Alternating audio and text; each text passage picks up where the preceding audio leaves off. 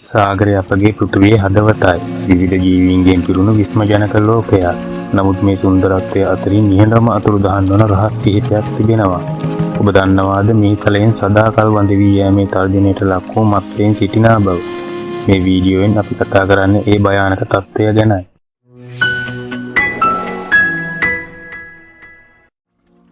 අපි මුලින්ම කතා කරමු ද ඩෙවිල් හෝල් පප්ෆිෂ් ගැන.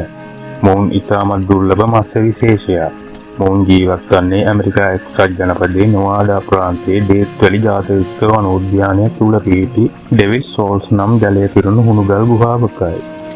මෙම පොකුණ වර්ග අඩි 215ක් තරම් වූ ඉතාමත් කුඩා පොකුණක්. සාමාන්‍ය අඟල් එකමාරක් පමණ දිගින් වන මෙම මත්ස්‍යයා දීප්තිමත් නිල් පැහැයක් ගනී. ගැහැණු සතුන් කහ පැහැයක් ගනී. මෙම මත්ස්‍ය විශේෂයට ශ්‍රෝණි වරල් නොමැති අතර මොවුන්ගේ ප්‍රධාන ආහාරය වන්නේ පාෂාණ මත වැඩෙන ඇල්ගි වර්ග සහ කුඩා පෘෂ්ඨවංශීන්. 1967 ඇමරිකානු ෆෙඩරල් රජය මෙම මත්ස්‍යයා වඳවීමේ තර්ජනයට ලක් වූ විශේෂයක් ලෙස ලයිස්තුගත කර ඇති අතර ජාත්‍යන්තර ස්වභාව සංරක්ෂණ සංගමය විසින් 2014 සිට මොවුන් අතිශයින්ම අනුතුරුදායක තත්ත්වයේ පසුවන විශේෂයක් ලෙස නම් කර තිබෙනවා. එඩ්‍රියාටික් ස්ටර්ජන් මොවුන් ප්‍රධාන වශයෙන්ම එඩ්‍රියාටික් මුහුදේ සහ ඒ හා සම්බන්ධ ගංගාවල තමයි ජීවත් වන්නේ. විශේෂයෙන්ම ඇල්බේනියාව, ග්‍රීසිය, ඉතාලිය, ක්‍රොේෂියාව, බොස්නියාව සහ ස්ලෝවේනියාව වැනි රටවල අයත් ජලයේ මේ මත්ස්‍යයා දැක ගන්න පුළුවන්. මොවුන් දිගින් මීටර් 2ක් පමණ දිගට වැඩෙන්නත් පුළුවන්. වාර්තාගත උපරිම බල කිලෝග්‍රෑම් 25ක් වුණත් මෑත කාලයේ කිලෝග්‍රෑම් 40 ඉක්ම වූ මසුන්ද හමු වී තිබෙනවා. මේ මත්ස්‍යයා සාමාන්‍යයෙන් මුහුදේ සහ ගංගා ආශ්‍රිතව ජීවත් වන මත්ස්‍ය විශේෂයක් වන අතර මොවුන් වැඩි කාලයක් ගත කරන්නේ මුහුදේ. බිත්තර දැමීම සඳහා ගංගාවලට සංක්‍රමණය වෙනවා.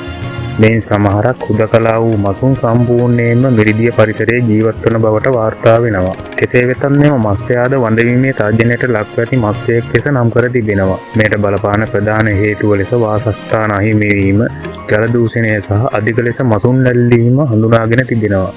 ඒ නිසා මොවුන් සංරක්ෂණය සඳහා විවිධ උත්සාහයන් දැනටමත් ක්‍රියාත්මක වෙනවා. යුරෝපියන් ඊල්. යුරෝපියන් ඊල් කියන්නේ දිගු සර්පයෙක් වැනි ශරීරයක් හිමි මත්ස්‍ය විශේෂයක්. මොවුන්ගේ ශරීරයේ කොරපොතු නැති අතර දිගු අඛණ්ඩ ගුද සහ පෘෂ්ඨීය වරල් පිහිටා තිබෙනවා. මේ මත්ස්‍ය විශේෂය ප්‍රධාන වශයෙන්ම උතුරු ඇට්ලාන්ටික් සාගරය සහ අයර්ලන්තය, යුරෝපය සහ උතුරු අප්‍රිකාවේ ගංගා ආශ්‍රිතව ජීවත් වන දේශීය මත්ස්‍ය විශේෂයක්. ඒ කියන්නේ මොවුන් සාගරයේ බිත්තර දමා වැඩි කාලයක් ගංගා ආශ්‍රිතව මිරිදිය පරිසරයේ ජීවත් වනවා. පසුව ප්‍රජනනය සඳහා නැවතත් සාගරයට සංක්‍රමණය වෙනවා. 1970 සිට මේ දක්වා කාලය තුළ මේ මත්ස්‍ය ගහනය 90ක් පමණ අඩු වී ඇති බව සඳහන් වෙන්නේ. ඒට ප්‍රධානම හේතුව අධික ලෙස මත්ස්‍යයන් ඇල්ලීම, ඔවුන්ගේ සංක්‍රමණික මාර්ග අවහිර වීම සහ වාසස්ථාන අහිමි වීමයි. එම නිසා බොහෝ රටවල යුරෝපියන් ඊල් මත්ස්‍යයා ඇල්ලීම නීතියෙන්ම තහනම් කර ඇති බවයි සඳහන් වන්නේ. රෙඩ් හෑන්ඩ් ෆිෂ් ඕස්ට්‍රේලියාවේ මැස්මේනියාවට ආවේනික වූ කුඩා මත්ස්‍ය විශේෂයක්. මොවුන්ගේ වරල් අත්මෙන් පිහිටා ඇති අතර පිහිනීමට වඩා මුහුදු පතුලේ ඇවිදීමට මෙම අත්භාවිතා කරනවා. රෙඩ් හෑන්ඩ් ෆිෂ් සාමාන්‍යයෙන් සෙන්ටිමීටර් 10ට වඩා කුඩාය. ඒ වගේම මොවුන්ට වායු කෝෂයක්ද නොමැති නිසා අනිත් මාළුවන්ට වගේ පිහිනීමට නොහැක.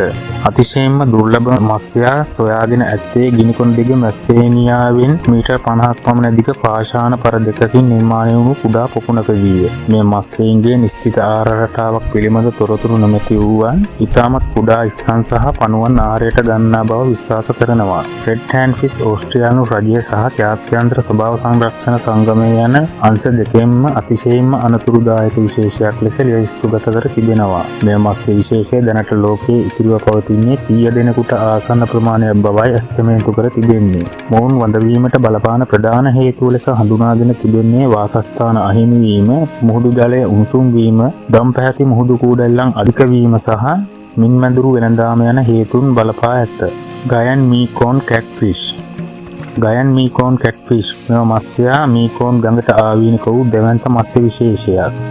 ගිනස් වාර්තා පොතට අනුව දැනට ලෝකයේ සිටින විශාලම මිරිදිය මත්ස්‍යයා ලෙස මොවුන් හඳුනාගෙන තිබෙනවා. මොවුන්ගේ විශේෂත්වය වන්නේ දත් නොමැති වීමයි. කුඩා අවධියේදී දත් තිබුණත් මොවුන්ගේ වර්ධනයත් සමග එයද නැති වී යනවා. මොවුන් දිගින් මීටර් 3ක්ද බරින් කිලෝග්‍රෑම් 300ක් දක්වා වර්ධනය විය හැකි අතර සමහර අවස්ථාවන් වල කිලෝග්‍රෑම් 350 දක්වා බරති මසුන්ද හමු වී තිබෙනවා. මේ මත්ස්‍යයා ජීවත් වන්නේ මීකෝන් ගඟේ පහළ ප්‍රදේශයේ. මියන්මාරය, ලාओසය, තායිලන්තය, කාම්බෝජය සහ වියට්නාමය යන රටවලයි. කලින් චීනයේ සිට වියට්නාමය දක්වා මීකෝන් ගඟ පුරාවට මොවුන් සිටියත් දැන් මොවුන්ගේ වාසස්ථාන බෙදී ගොස් කුඩා වී තිබෙනවා.